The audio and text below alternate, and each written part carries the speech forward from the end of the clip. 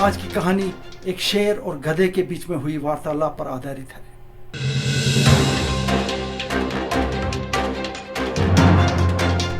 गधा कहता है कि ये घास जो है ये नीले रंग का है। शेर कहने लगता है कि नहीं, ये हरे रंग का है। गधा चिल्ला उठता है, कहता नहीं, ये नीले रंग का ही है। शेर फिर कहता है कि नहीं, ये हरे रंग का है। इन दोनों में बहुत बहस छिड़ती है इसी बात पर। गधा कहता है कि ये नीले रंग का है और शेर कहता है ये हरे रंग का है। बहस इतनी छिड़ जाती है कि एक वक्त ये हाथापाई पर उतर आते हैं। आखिर में ये दोनों फैसला कर लेते हैं कि इस बात को हम जंगल के राजा तक पहुंचाएंगे, यानी बब्बर शेर तक पहुंचाएंगे। जो वो फैसला सुनाएगा हमें वो मंजूर होगा। दोनों जंगल के राजा बब्बर शेर की तरफ जाते हैं।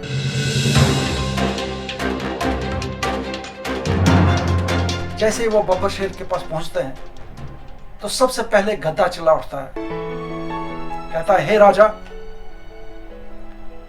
आप मुझे बताइए कि क्या घास नीली नहीं है? बब्बर शेर कुछ देर के लिए सोच में पड़ जाता है और फिर कहता है कि हाँ, ये नीली ही है। गधा बहुत खुश होता है और खुशी के मारे फिर चिल्ला उठता है, कहता है, हे राजा, कब से तो मैं यही बात शेर को समझा रहा हूं कि घास जो है वो नीले रंग का है, लेकिन ये मानता ही नहीं है। ये कहता है घास हरे रंग का है।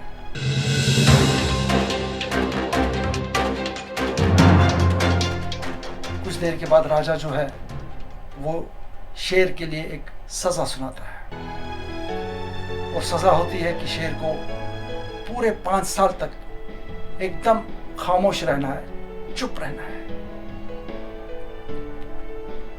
यह सजा सुनकर के गधा फिर से खुश होता है और खुशी के मारे फूले नहीं समाता और अजीब सी नजरों से शेर की तरफ देखता है।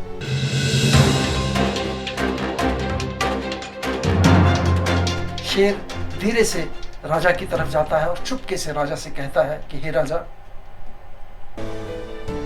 ये बात आपको भी पता है और मुझे भी पता है और सबको पता है कि घास जो है वो हरे रंग का ही होता है, लेकिन फिर भी आपने मुझे सजा क्यों सुनाई? शेर कहता है, देखो, इस सजा का घास के हरे या नीले होने के साथ कोई संबंध नहीं है। दरअसल यह सजा तुम्हें इसलिए सुनाई गई कि तुम एक बहादुर जीव होने के बावजूद भी एक मामूली से प्रश्न पर बेवकूफ गधे के साथ बहस करने में उलझे और अपना कीमती वक्त नष्ट किया। यह सजा इसलिए तुम्हें सुनाई गई और ऊपर से तुमने ये बेवकूफों वाला सवाल जो है राजा तक पहुंचाने की जुर्रत की, इसलिए तुम्हें यह सजा मिल रही है। शेर चुप हो गया और चुप होकर के वापस चला गया।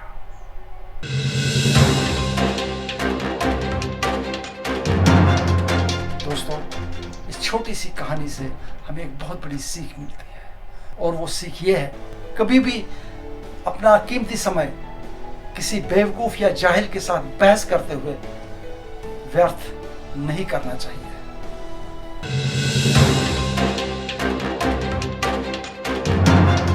दोस्तों, आज की कहानी बस इतनी ही। मिलते हैं अगले रविवार को एक नई कहानी, एक नई सोच के साथ। तब तक के लिए आज्ञा, नमस्कार।